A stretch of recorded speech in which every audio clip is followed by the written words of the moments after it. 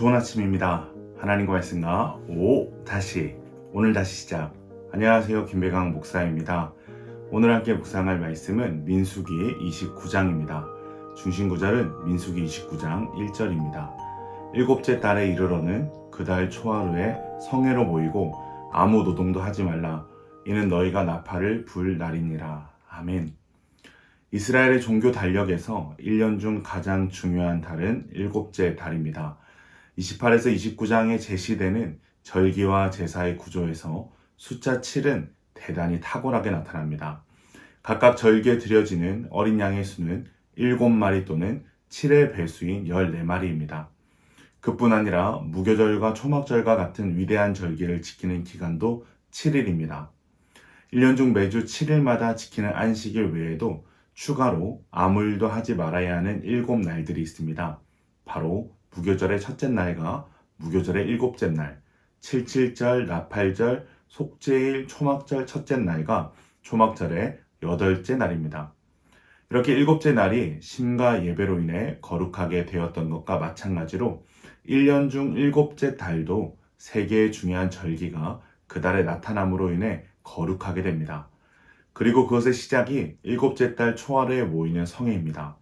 이날에는 순양의 뿔로 만든 나팔을 불며 거룩한 성회로 모였기에 나팔절이라고도 부릅니다. 나팔은 전쟁이 있을 때에는 경고용으로, 성회로 모일 때에는 신호용으로 쓰였습니다. 이 나팔절의 시기는 한 해의 모든 추수를 끝낸 시기인데요.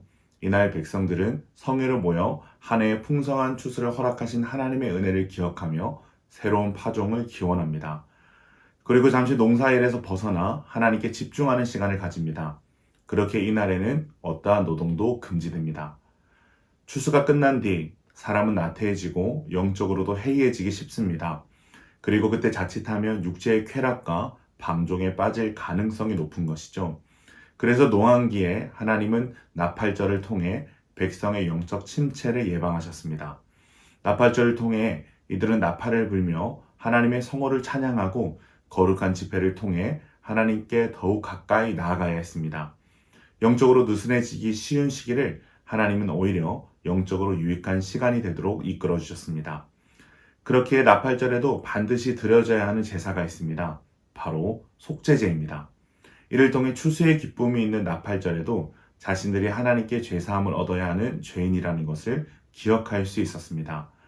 그러한 의미에서 절기는 단순히 먹고 즐기는 육신의 기쁨을 위한 것이 아니라 영적 회복을 통한 하나님과의 깊은 교제로 나아가는 데 있는 것임을 기억해야 합니다.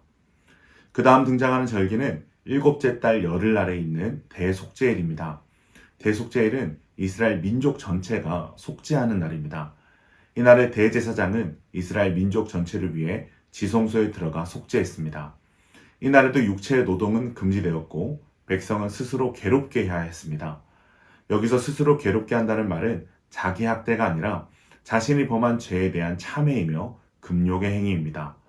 백성들은 이를 통해 자신이 지은 죄를 생각하며 애통하고 회개함으로 자신의 영적 상태를 성찰하고 회개를 통해 하나님과의 깊은 교제로 나아갈 수 있었습니다. 흥미로운 것은 대속죄일에 바쳐야 하는 제물과 나팔절에 드리는 제물이 같다라는 것입니다. 그리고 하나님께서는 너무나도 달라 보이는 성격의 두 제사의 제물을 모두 향기로운 번제라 묘사하신다는 점입니다. 하나님은 축제의 성격이 강한 나팔절에 드리는 제물과 회개의 성격이 강한 대속죄일에 드리는 제물을 동일하게 받으셨습니다. 이것은 감사와 회개가 하나님께 얼마나 향기로운 제사가 되는지를 보여주는 대목입니다. 12절부터 38절까지는 초막절에 관한 내용이 기록되고 있습니다. 초막절은 구약의 절기 중 가장 중요한 명절이었습니다. 그런 까닭에 초막절은 여호와의 절기 또는 단순히 그 절기라고 불려집니다.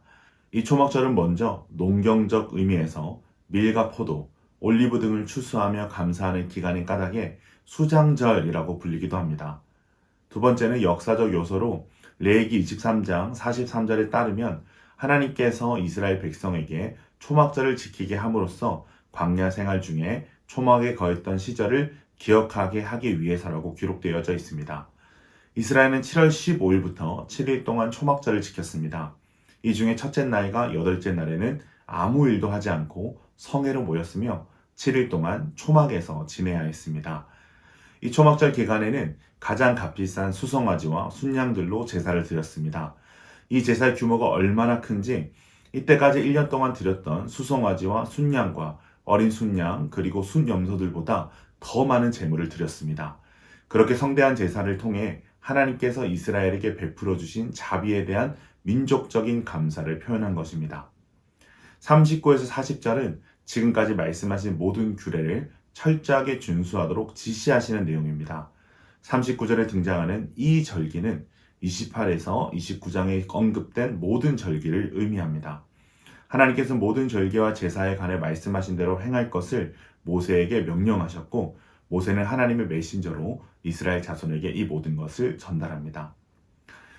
이스라엘 백성은 가나안에 들어선 후 새로운 일정표에 따라 각 절기와 제사 규례를 지켜야 했습니다.